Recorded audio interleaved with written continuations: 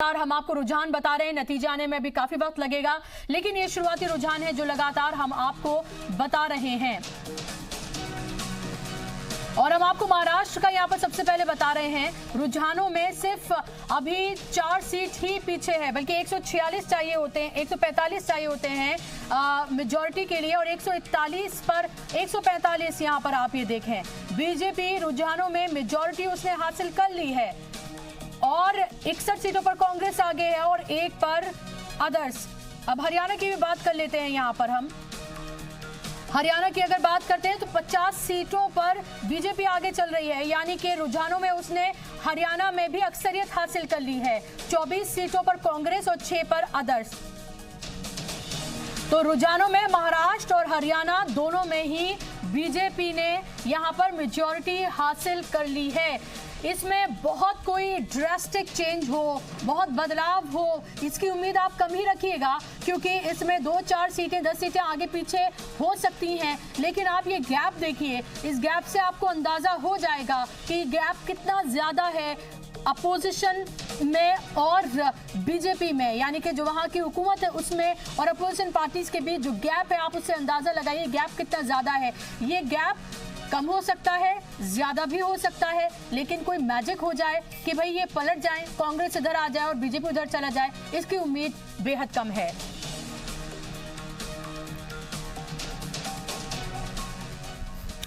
और वहीं हम ज़िमनी इंतखाबात की बात कर लेते हैं। सहारनपुर की गंगो असेंबली सीट से समाजवादी पार्टी के इंद्र सेन आगे चल रहे हैं। बाराबंकी की जैतपुर सीट से समाजवादी पार्टी के गौरव कुमार आगे चल रहे हैं। अंबेडकर की जलालपुर सीट से बीजेपी के राजेश सिंह आगे चल रहे हैं। रामपुर सदर सीट से समाजवादी पार्टी की तंजीम फातिमा आगे चल रही हैं। तो यहां पर उन चंद सीटों के जिसके अभी शुरुआती रुझान आए हैं उसकी हम यहां पर बात कर रहे हैं। और हमारे साथ लगातार तमाम मेहमान बने हुए हैं। मनीष जी, क्या आपको लग रहा है कि इसमें बहुत ज्यादा कोई बदलाव होगा? हालांकि बहुत शुरुआती है, कुछ नहीं कहना चाहिए, लेकिन फिर भी जो गैप एक बन गया है, जो शुरू से जब से पहला रुझान आया था तब से जो गैप बना था, वो उस गैप में बहुत ज्यादा कोई फर्क नहीं आया है अब तक, बल्कि बढ़ ही रहा है। ये एक हिंदुस्तानी होने के नाते मैं चाहता हूं कि हिंदुस्तान की भलाई के लिए गैप बदले, कम हो, क्योंकि जैसा एजाज भाई अभी कह रहे थे कि एक बहुत मजबूत विपक्ष का होना बहुत ज़रूरी है। जब संविधान लिखा गया था तब हमारे संविधान में विपक्ष की एक बहुत अहम भूमिका रही है, और जब अगर विपक्ष नहीं होगा तो भारत, हमारी हिंदुस्तानियों की आवाज़ सदन के पटल पर कौन रखेगा? बिल्कुल, तो ये होना बहुत ज़रूरी है। हाँ, जहाँ तक बात करें हरियाणा की, हरियाणा में मुझे लग रहा है, उम्मीद है कि ये फेरबदल बहुत ज्यादा बड़ा हो सकता है, क्योंकि अभी भी जो आप नंबर्स देख रहे हैं 24 + 7 31 सीटों पर विपक्ष आगे चल रहा है और बीजेपी 49 पे है। क्योंकि बीजेपी पहली बार पिछली बार सरकार में आई थी और वो भी महज 45 उन्होंने जस्ट क्रॉस किया था मेजोरिटी मार्क, तो बहुत ज्यादा यहाँ पे फर्क देखने को मिल सकता है। जहां तक महाराष्ट्र की बात करें, महाराष्ट्र में बिल्कुल कोई भी नेता नहीं है।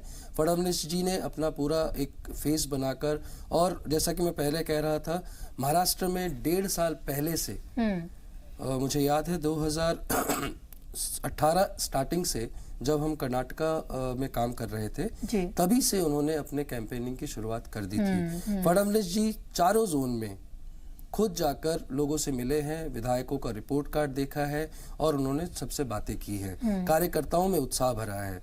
और जो जैसा भी एजाज भाई कह रहे थे, एनसीपी ने भी वो काम किया है। एनसीपी ने कैंडिडेट सिलेक्शन में और कार्यकर्ताओं को तरजीह दी है।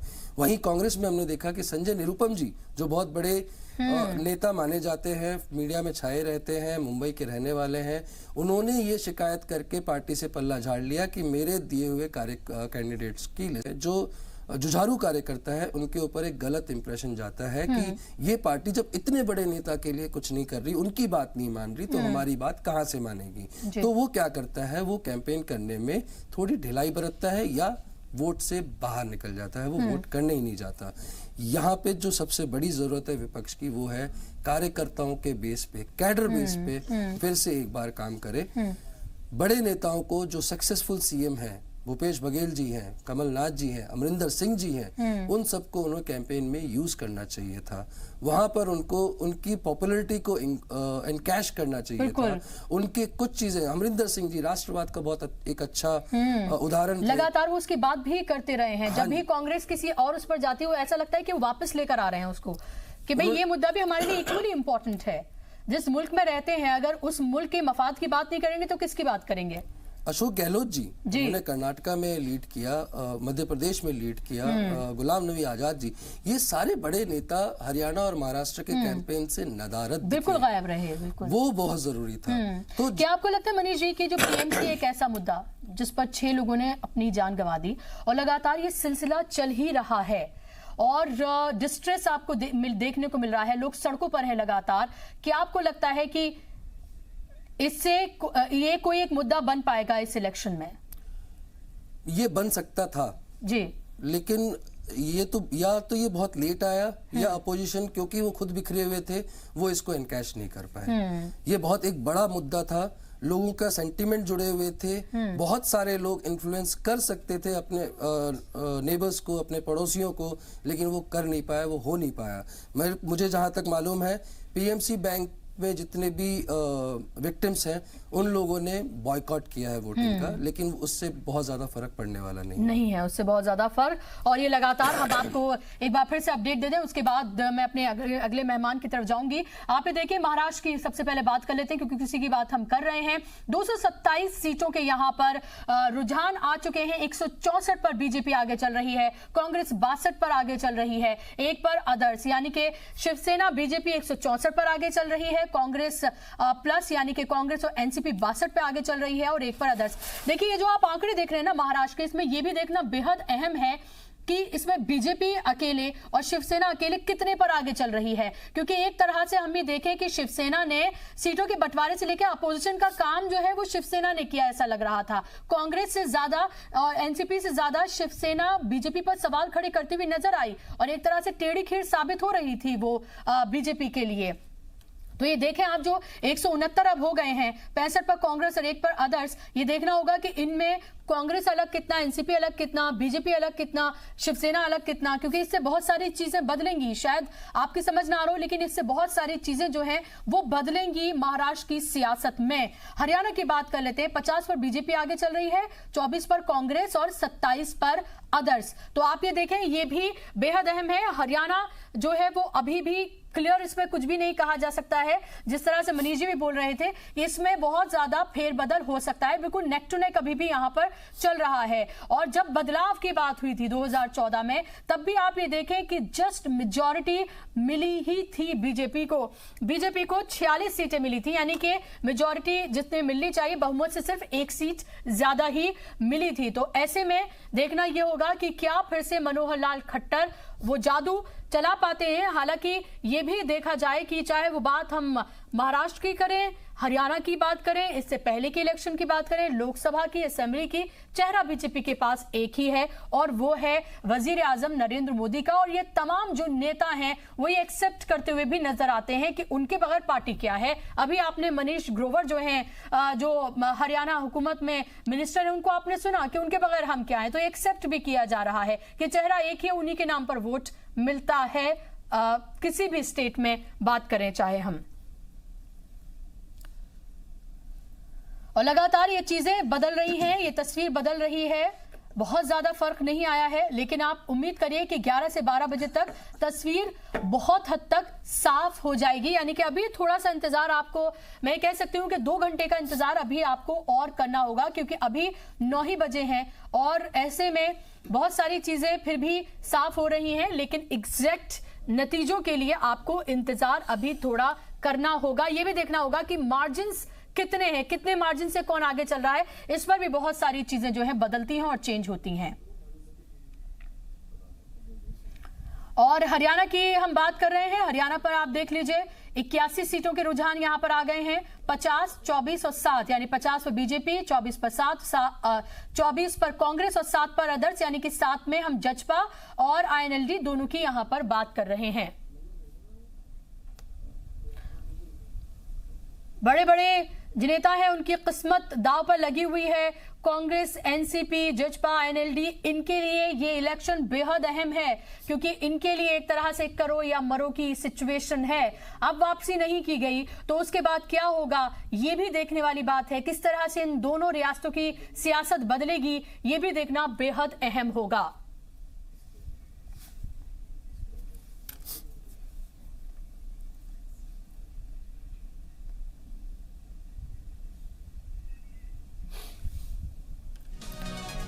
तो हम आपको ये बताएं कि इस सब के बीच हम बात यहाँ पर ज़िमनी इंतखाबात की भी करेंगे। खासतौर पर यूपी की हम बात करें क्योंकि वहां पर 11 असेंबली सीटों के लिए बायपोल्स वहां पर हो रहे हैं। कर्नाटक की 15 सीटों के लिए है और ऐसे में 63 सीटों के लिए 18 स्टेट की बायपोल्स भी हो रहे हैं। उनके रुझान और नतीजे भी हम आपको बताते रहेंगे क्योंकि वो भी बेहद अहमियत रखते हैं ये बताने के लिए जो वहां पर हुकूमतें हैं क्या उनको लेकर अभी भी लोगों में वही जोश है या फिर नहीं। खासतौर पर यूपी की अगर हम बात करते हैं 11 सीटों की, अगर इनमें बीजेपी जीत हासिल करती है ज्यादातर सीटों पर तो ये साफ हो जाएगा कि 2.5 साल की हुकूमत को लोगों ने वहां पर एक्सेप्ट किया है।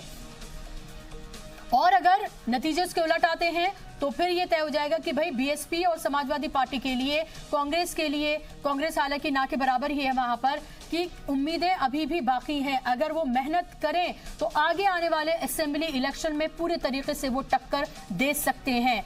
उत्तर प्रदेश की बात करते हैं। उत्तर प्रदेश में फिर भी उम्मीदें बची हुई हैं लेकिन कांग्रेस क्या कोई वहां पर कमाल कर पाती है ये भी देखना होगा।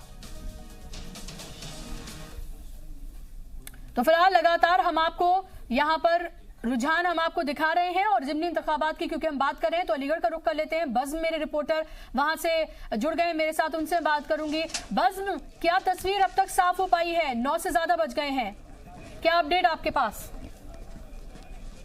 जी बिल्कुल, तस्वीर कहीं ना कहीं साफ होनी शुरू हो गई है। आपको बता दें पहला राउंड चल रहा है और दूसरा राउंड भी अभी खत्म हुआ है। और आपको बता दें बड़ी खबर यहाँ से ये आ रही है कि जो बसपा के यहाँ से प्रत्याशी हैं अभी जो कुमार हैं वो कहीं ना कहीं आगे चल रहे हैं। आपको बता दें जो पहला राउंड है वो कहीं ना कहीं उसमें उनको 35,000 जो वोट मिले थे और दूसरे वो जो आया तो उसमें 2100 के करीब वोट मिले थे। वहीं दूसरी तरफ अगर भाजपा के प्रत्याशी की बात की जाए जो यहाँ से हैं तो उनको करीब 3500 वोट पहले में मिले और दूसरे में 1100 के करीब वोट मिले हैं। तो कहीं ना कहीं एक बड़ी जो वोटिंग जो है एक तरह से डिफरेंस है वो सामने आ रहा है। और यहाँ पर इस वक्त जो है वो बसपा के प्रत्याशी जो है वो भारी पड़ते दिख रहे हैं, वो कहीं ना कहीं सामने आ रहे हैं। आपको दिखा दें यहीं पर जो है वो पोलिंग जो काउंटिंग जो है वो यहाँ पर चल रही है। और आपको बता दें इस वक्त यहीं पर ये बड़ी खबर यही आई है और सबसे बड़ी यही खबर होगी अभी तक के लिए क्योंकि कहीं ना कहीं लोग जो है या देखना होगा कि कहीं ना कहीं नकारना शुरू कर दिया है लोगों ने भाजपा के जो 2.5 साल का रिपोर्ट कार्ड था उसको, या फिर क्या मुद्दे ऐसे रहे जो कहीं ना कहीं अभी पहले और दूसरे राउंड में ही कहीं ना कहीं बसपा के प्रत्याशी जो है वो आगे चलना शुरू हो गए हैं। आप जब वोटिंग के डे पे भी जब आप वहां पर मौजूद थे, लोगों से आप बात कर रहे थे, तो हमने देखा कि लोगों में नाराजगी थी। कई ऐसे मुद्दे थे जिस पर लोग नाराज थे और इतने नाराज थे कि वो वोट तक भी नहीं करना चाह रहे थे। आवारा जानवरों की बात है, सड़क, बिजली, पानी की बात है। उनका ये कहना था कि वोट मांगने के लिए आ जाते हैं उसके बाद कोई झांकता नहीं है। तो ऐसे में ये मुद्दे थे और ये नाराजगी देखने को मिली थी और वो ये देखना था कि क्या वो नाराजगी वाकई में नतीजे में तब्दील हो पाती है। फिलहाल लग रहा है कि वो तब्दील हो रही है अभी फिलहाल। जी बिल्कुल, आपको बता दें क्योंकि जब हम लोगों के बीच में गए उनसे बात की तो उनमें नाराजगी सिर्फ भाजपा सरकार को लेकर नहीं थी, उनमें नाराजगी जो थी वो हर सरकार को लेकर थी कि जो भी सरकार आई, चाहे बसपा की सरकार हो, समाजवादी पार्टी की सरकार हो या फिर भाजपा की सरकार को, किसी द्वारा जो है विकास का काम जो है वो आसपास के इलाके में नहीं करवाया गया। तो कहीं ना कहीं ये ठीकरा जो है वो इस वक्त क्योंकि भाजपा की सरकार है, योगी सरकार के, तो उस पर फोड़ा गया।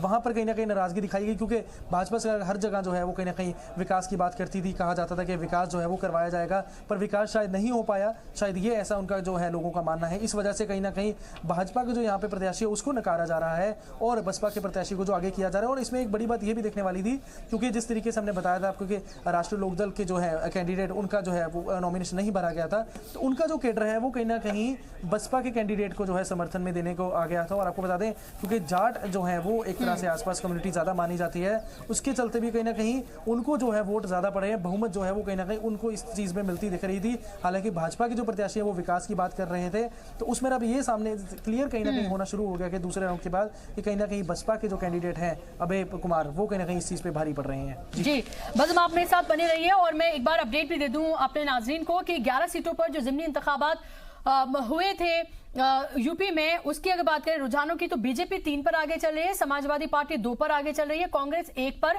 और बीएसपी 2 पर आगे चल रही है। तो 8 सीटों के रुझान है 11 में से, और बज़ में साफ तौर पर दिखाई दे रहा है कि एक तरह से सीटों के हिसाब से ये पूरी तरीके से बट रहा है, किसी एक के फेवर में अभी कुछ भी नहीं है। 11 में से बीएसपी 3 पर, समाजवादी पार्टी 2 पर, कांग्रेस 1 पर, बीएसपी 2 पर, 8 सीटों की फिलहाल बात कर रहे हैं जिसके रुझान आए हैं। तो ये लग रहा है कि सीधे तौर पर ये फिलहाल बढ़ता हुआ नजर आ रहा है।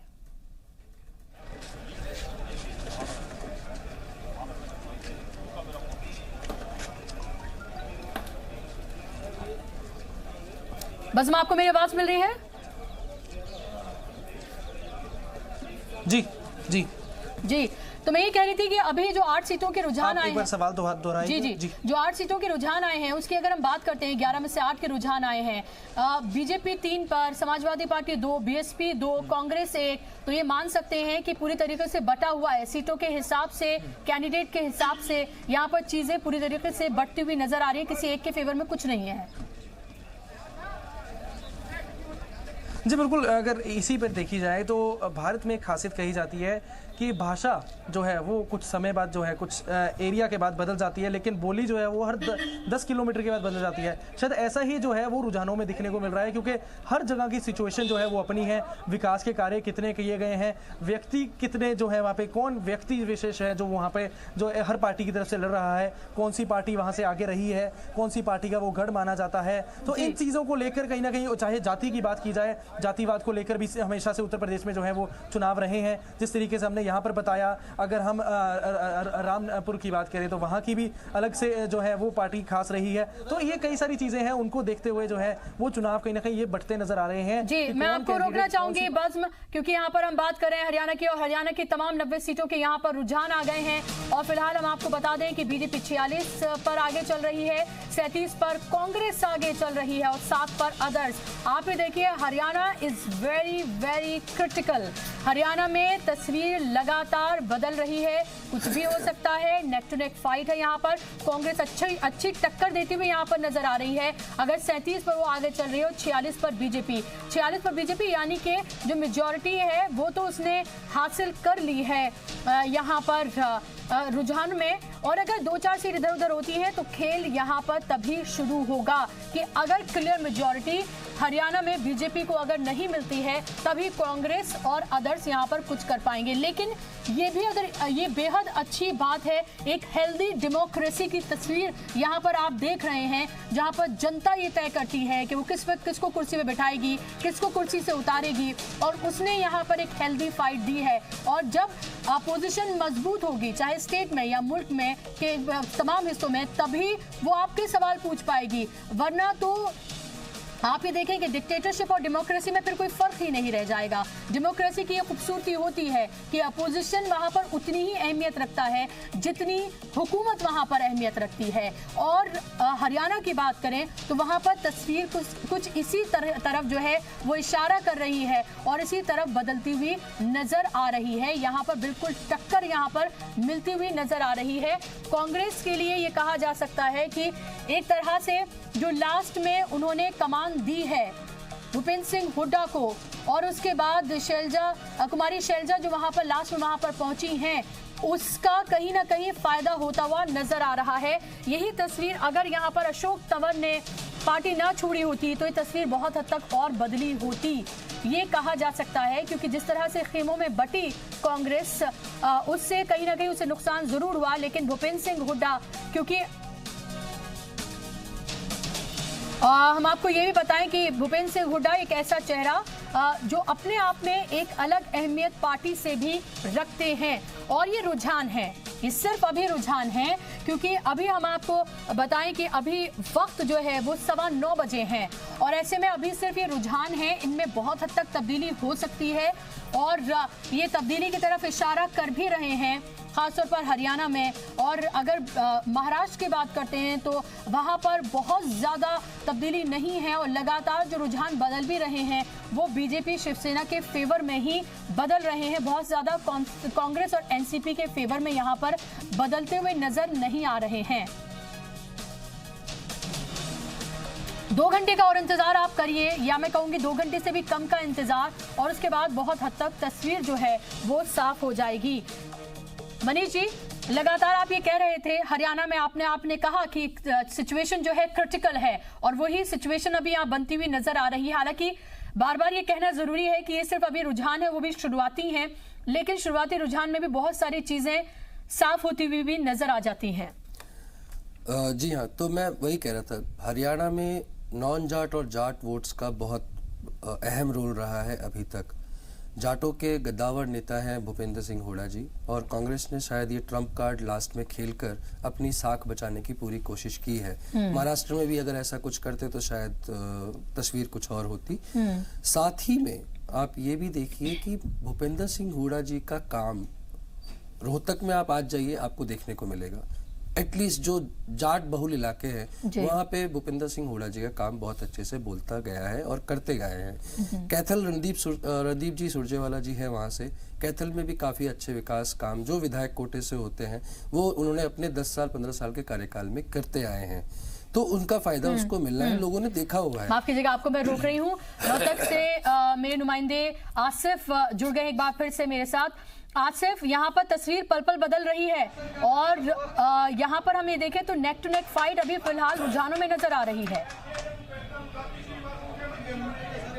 बिल्कुल बुशरा, देखिए, और इसका असर मैं आपको दिखाता हूँ। सीधे मैं भूपेंद्र सिंह हुड्डा के घर पे खड़ा हूँ और मैं कैमरा में दुर्गे से कहूंगा कि एक सीन दिखाएं कि देखिए उसी का ये नतीजा है कि तमाम जो लोग हैं जो खास तौर पे कांग्रेसी खेमा है उनके चेहरे अचानक खिले हुए। चाचा, क्या उम्मीद है आपको? उम्मीद कांग्रेस की है जी।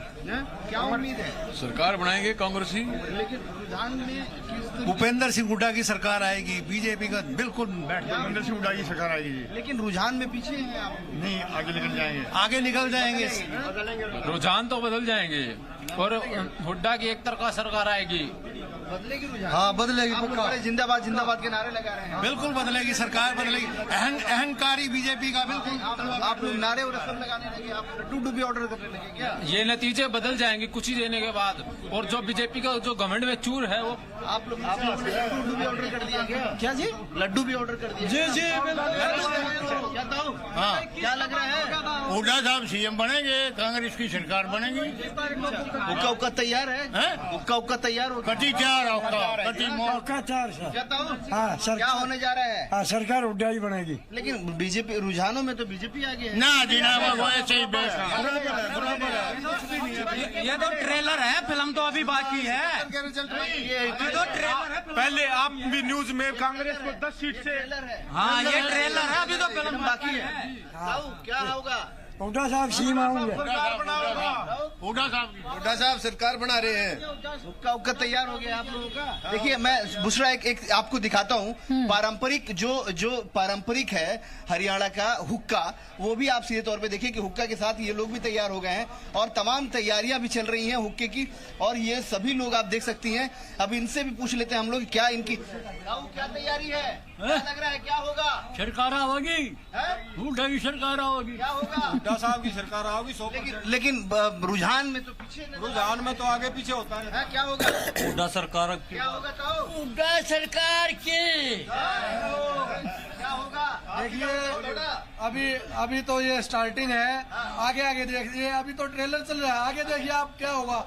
हुड्डा साहब पूर्ण बहुमत के साथ। देखिए, साफ तौर पर बुशरा, ये तमाम समर्थक हैं, तमाम कार्यकर्ता हैं जो भूपेंद्र सिंह हुड्डा के घर पे खड़े हैं, और ये उम्मीद जताई जा रही है कुछ देर के बाद भूपेंद्र सिंह हुड्डा निकलेंगे। बिल्कुल, और आसिफ, अभी की आपको मैं अपडेट भी दे दूं क्योंकि आप फील्ड में हैं जी, क्योंकि आप फील्ड में हैं, इसलिए मैं आपको अपडेट भी दे दूं। रुझान की बात करें तो 1 सीट पीछे हो गई है बीजेपी, 44 पर है फिलहाल, 39 पर कांग्रेस है और 7 पर अदर्स। तो मैं लगातार जो बोल रही हूँ कि हरियाणा में बिल्कुल नेक टू नेक फाइट है, अभी कुछ भी नहीं कहा जा सकता है वहां पर। और जाहिर सी बात है कि एग्जिट पोल से यहाँ पर थोड़े से इतर रुझान दिख रहे हैं। मतलब 1 सीट पीछे हो गई बीजेपी और 1 सीट पे कांग्रेस को बढ़त मिल रही है। क्या आप लोग को उम्मीद है क्या आप लोगों को अभी भी किस चीज की? रुझानों में बीजेपी पीछे चली गई अभी। हाँ, तो जाती रहेगी पीछे, पीछे जाती रहेगी।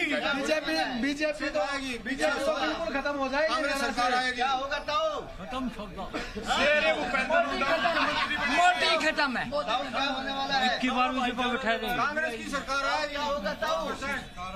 हाँ? देखिए साफ तौर पे हुक्के पे चर्चा भी हो रही है बुशरा, और जैसा कि आप बता रही हैं, देखिए यहाँ पर तमाम समर्थकों में अचानक जोश भर गया है। जो समर्थक आराम से बैठे हुए थे उनमें अचानक जोश भरा, और आप देख सकती हैं कि हमारे पीछे भी नजारा, मैं दुर्गेश को कहूंगा कि दुर्गेश जरूर दिखाएं कि तमाम समर्थक अब विक्ट्री साइन भी करने लगे हैं।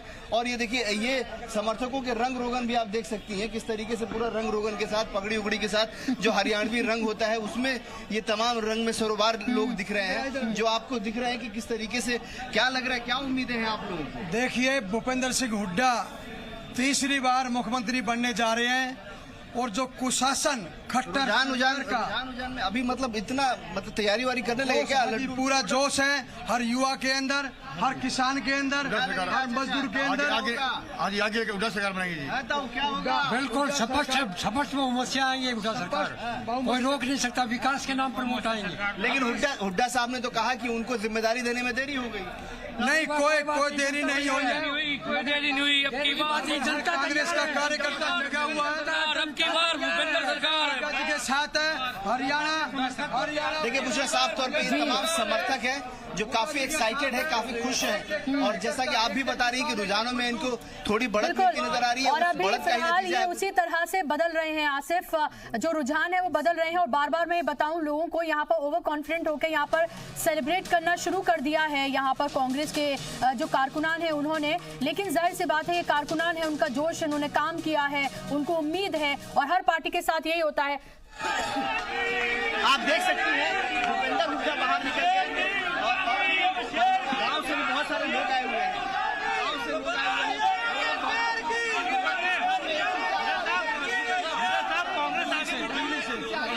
पालम से डी के सोरेन आगे हो गए हैं, और कांग्रेस पार्टी आगे हो गई है।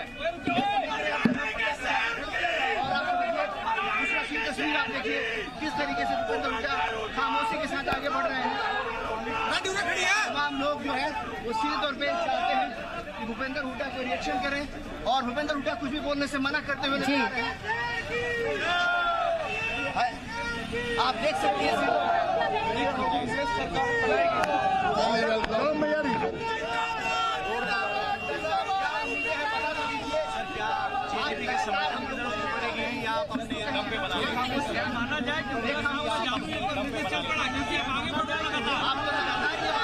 कांग्रेस का बहुमत आएगा,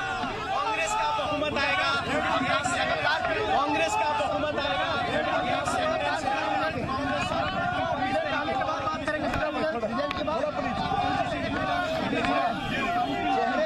चेहरे पे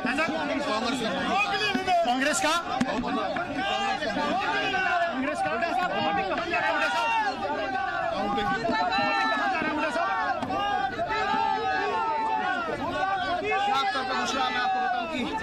आपने ये तस्वीर आपने देखी और सुनी आपने, लगातार हुड्डा कह रहे हैं कि सरकार जो है वो कांग्रेस की बनेगी, और इसीलिए वो शांत हैं, वो इंतजार कर रहे हैं नतीजों का, कि नतीजे आए और उनके पक्ष में आए, उसके बाद ही वो लोगों से बात करेंगे।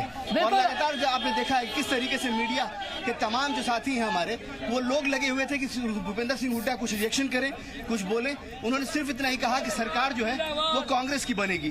अब आप समझ सकती हैं बुशरा किस तरीके से लगातार हलचल तेज होती नजर आ रही है। जैसा कि आपने भी बताया कि एक सीट पर जैसे ही कांग्रेस को बढ़त मिलती दिखी, ये कहीं ना कहीं से भूपेंद्र हुड्डा के लिए बिल्कुल बड़ी बात थी। बिल्कुल बिल्कुल इंतजार कर रहे थे भूपेंद्र हुड्डा उस समय का, और समय आया तभी वो निकले। बिल्कुल बिल्कुल। और हम ये देख सकते हैं कि तमाम जो मीडिया एहलकार हैं वहां पर थे। आसिफ हमारे नुमाइंदे, आपने देखा कि किस तरह से पूरी जद्दोजहद करके वहां तक पहुंचे भूपेंद्र सिंह हुड्डा से बात करने के लिए। लेकिन उन्होंने बहुत ज्यादा कुछ भी उन्होंने नहीं कहा, बस एक लाइन उन्होंने की कि उनकी हुकूमत बनेगी। लेकिन आपने देखे कि एक बड़े लीडर की ये एक बात होती है कि वो बहुत ज्यादा एकदम से एक्साइटेड नहीं होते हैं। कार्यकर्ता हैं जिनमें एक्साइटमेंट जो है वो देखने को मिलता है। 44, 40 और 6 तस्वीर बदल रही है लगातार, और इसीलिए कांग्रेस में खुशी है यहाँ पर दिख रही है। और लगातार हम आपको तमाम रुझान बता रहे हैं। अपडेट हम आपको लगातार दे रहे हैं, पल पल की अपडेट आप तक हम पहुंचाते रहेंगे।